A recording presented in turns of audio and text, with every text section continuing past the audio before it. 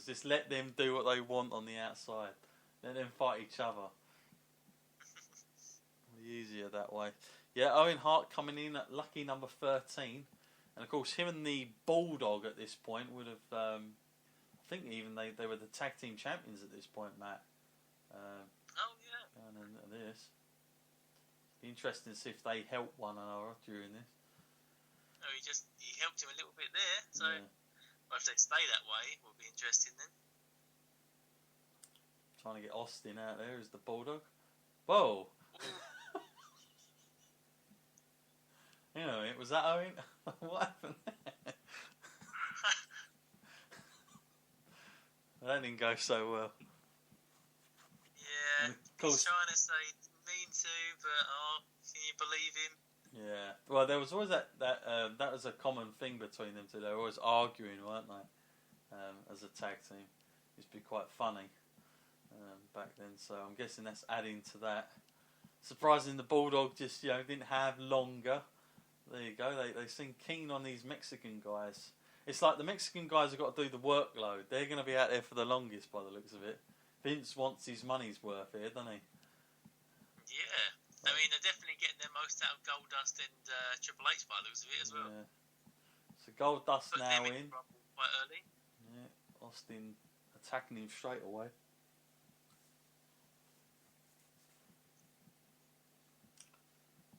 What was your take, Matt, on having the Royal Rumble before a title match? Did you like the Rumble being right at the end of an event, or does it depend on the title match itself, or are you sort of an advocate of, or are you just not fussed in general, I suppose?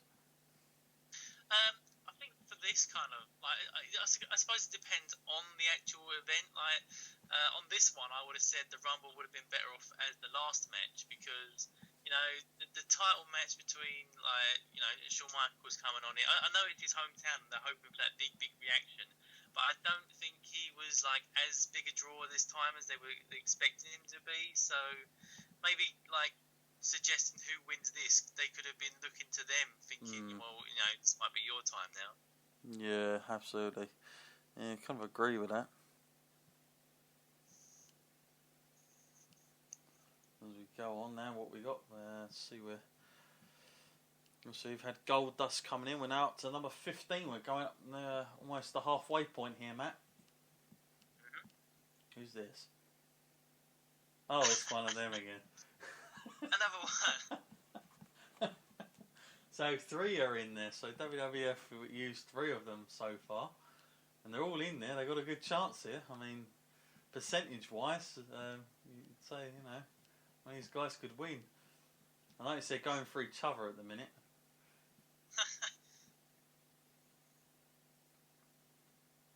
I think Austin's doing the smart thing, just staying out of the way. Yeah. I mean, I just looked at those two guys like, yeah, I won't bother with him. I'm going to get involved in that. Now they're trying to take each other's mask off. Turning into all sorts of things now. It's like they're doing their own little storyline in the corner. Triple H is getting held up. Yeah, I didn't think they'd last as long. I knew they'd used them, but I thought they were just going to use them and chuck them out straight away. Like sort of a thing for Austin, just to chuck out fast. Yeah, so I thought Austin's been chucking out the established names, whereas these guys are somehow surviving. That's what I'm surprised about. It's almost like Vince really does want his money's worth here from AAA, He's not having nothing for nothing here. The traditional Austin move there going on. It is kind of strange. It is like watching two separate matches on at the same time. Yeah. Now Mark Merrill's coming out. Of course, he was just Sable back then. He was his then wife as well in real life. He's got the Rusev effect. Okay, what happened there? Does he eliminate himself? Yeah, that was... Hang on a minute, he's gone back in. What the hell? I don't think he understands the rules of this match. Oh, now he's coming out again. This is... He was just doing a bit freestyling, and yeah, he's out. Yeah. was getting really confusing. So, yeah, the Wild Man, Mark Merrill. I bet they tried to Oh, explain now Triple that H is that. Well, that wasn't very spectacular, was it, really? No, I was expecting it to last longer than that. Yeah. So, Mark Merrill and Goldust now going at it. And, of course, I don't know, really, with Mark Merrill. I think Mark Merrill, although he told them they better have his wife coming in, obviously he wouldn't work for the WWF, but it ended up Sable become a little bit more popular than Mark Merrill by the end of it, which is a bit unfortunate for him. So it's been a very interesting Royal Rumble so far. Let's see who's coming out next then. Number 17. That's another one. Yeah.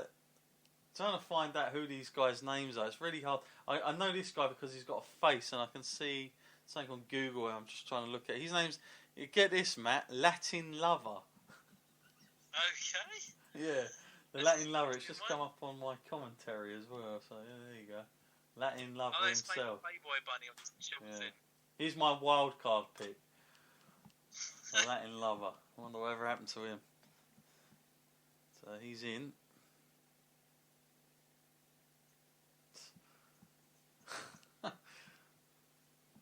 He's doing pretty well. Yeah, he is. He's in there. So far, Matt, I mean, they've used, what is that, 4 of those guys?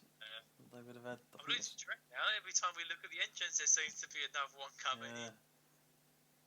Going up, getting himself back in there. Just can't believe the amount of just sort of guys that have gone out, just sort of no real sort of big thing. They've just been chucked out like that. Goldust just gone. But I suppose, Matt, we're so used to it doing a different way that if we was watching this, maybe that's just how they used to do it. No messing about, just over the top. Seems simple but effective. There's a lot of focus on protecting them and making them look like they were difficult to eliminate. Yeah.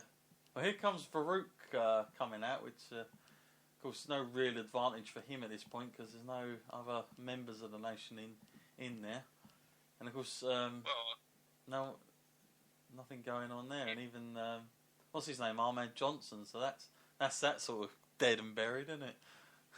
Well, I don't know. I would be hazarding a guess that it wouldn't be the last we've seen Ahmed. Where he might come back. Well, there goes that guy. There's Latin Lover's gone.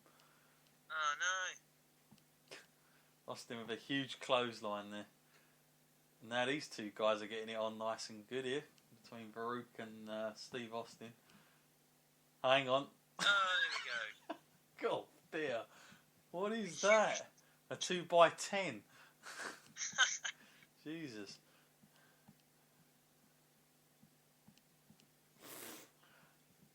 Yep, I think you called it there, Matt.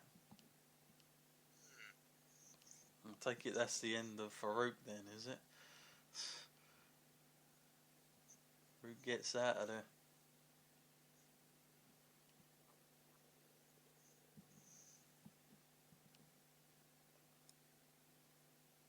Is Austin alone in the ring again? Yep, finally. Well, I mean, it's odd. All those guys just seem to go out willy-nilly. No real sort of thing into that, I guess. Number 19 now, Savio Vega. Yeah, Mexican Puerto Rico wrestler. So are we at this point in the Royal Rumble starting to believe in Austin? Are we starting to think well, he's lasted here a bit and he keeps ending up in the ring on his own? Yeah, but the thing is, I remember watching this and Austin still wasn't my pick for this, even though he would have been doing this. I still didn't think he was going to be the guy. I just thought they were going to wait for Brett, and that was how it's going to. And until Brett got in there was going to be no change because of their feud. Yeah, I can think at the time I would have been waiting for Brett as well. I'd be thinking, when's he coming out? It's all going to change when he gets in there. Really, Savio Vega, really, it's a shame for him that he's one of those guys, you look at what he was wearing there, but if you've seen Savio Vega before he got to Puerto Rico, before he got to WWF, he was a legit, good, great wrestler, but it just got one of those sort of crazy gimmicks. It was really tough for him to do things with, but we'll see him in Austin at one time, Matt, had tremendous matches with one another. Savio Vega and Austin when Austin first started. Yeah, I didn't realise Austin was going to eliminate this many people. It started to make me wonder how many people he's eliminated, because it seems like an awful lot. Well, who we got out coming out? Oh, there he is, the Road Dogg. The roadie. Jesse James, Double J, Jesse James, apparently his name was. Yeah, funny you say that, Matt, about Austin eliminating people, because let's have a look at this. We've got Austin is still considered to be in the match. Blah blah blah. With 10 eliminations, apparently altogether, he tied Hulk Hogan for most eliminations in a single Royal Rumble. A record that stood until 2001 when Kane eliminated 11. So, yeah, he definitely has taken out a lot of people, including Jesse James just now. So, straight out for him. It was a nice little run out there, wasn't it? I mean, it's funny, isn't it, Matt? Like, you got Jesse James who's got all geared up, going down, and you got these Mexican wrestlers that have come in like for one night. And, you know, their own guy, they're just going to, just go out and get eliminated, quick. You know? Really is bizarre. Again, the fans are waiting. They've done this spot quite a few times now, Matt, where Austin's just been in the ring on his own. So I'm guessing they are waiting to get that reaction, perhaps when finally we'll get to see Brett, which I should imagine will not be that long, or probably going to see one of those other Mexican wrestlers. Oh no, it looks like it's Brett, that reaction, I guess. Yeah. Gotta be with that face. You can imagine it's one of those Mexican wrestlers. Hang on a minute, what? So now we get to see Brett and Austin, and of course this feud, definitely one of the best of all times, Matt, I would say. And of course they come off that great match at Survivor Series. This is what people were sort of almost waiting for. These two guys going at it, really built for each other, to have great matches with one another. Great chemistry.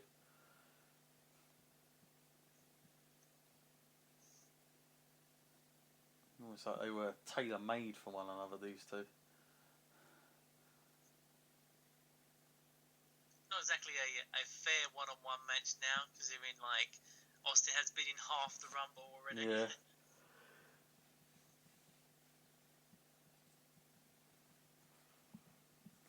Brett. What number was Brett when he came in? He would have been 21. Oh, so yeah, quite far in. Yeah, quite far in. Yeah, no doubt about that. These two guys, I'm taking these two guys will be in it for a while still. So what he says. Let's see who comes out next then. Looks going for a sharpshooter already. Always the great move to do when you've only got like less than 10 seconds before the next person comes in. Oh, he knew he had to happen. Jerry the King Lawler, of course. He made a lot of these. Brett won't be seeing him coming because he's facing the wrong direction. Made a lot of these sort of entrances, didn't he, in the Royal Rumble? Was a rival of Brett's at this point. Well, that was good. He goes back on commentating. I love that. Just puts the headphones on. And he's back.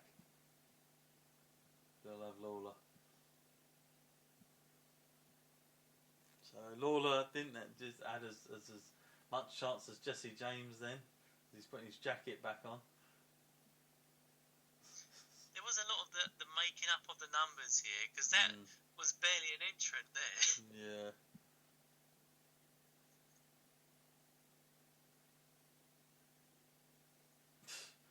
That.